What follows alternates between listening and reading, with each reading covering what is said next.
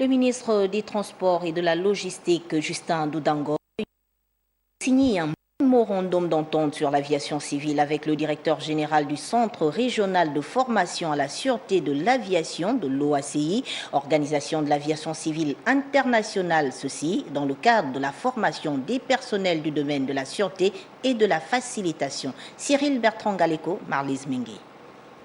Cette signature du mémorandum d'entente sur l'aviation civile est une matérialisation des efforts de l'Office national de la sûreté et de la facilitation des aéroports du Gabon, rentrant dans le cadre de la formation des agents de cette structure dans le domaine de la sûreté et de la facilitation. Justin Doudango, en donnant la caution du gouvernement par le biais de sa signature sur ces documents, rassure ce partenaire expert en sûreté sur l'aviation civile. Aujourd'hui, on a signé une convention avec monsieur le ministre des Transports du Gabon. Ah oui, c'est un honneur pour former les cadres et les agents de l'Office de la facilitation et de la sûreté du Gabon. Bon, nous sommes le centre régional de l'OACI.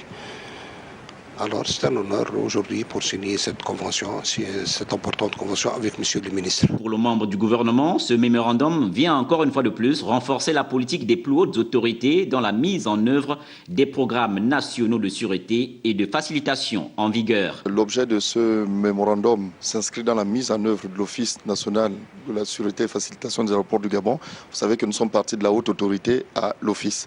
Donc cela nécessite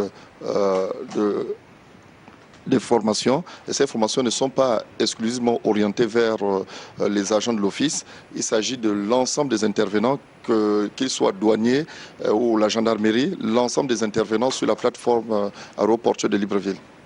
Il est également annoncé que pour la première vague de cette formation, près de 200 personnels, dont 80 en activité au fret, aux douanes et à la police de l'air des frontières y prendront part. Dans le même ordre d'idées, une invitation a été remise au ministre des Transports pour la visite du centre qui compte accueillir les premiers stagiaires d'ici peu en Tunisie.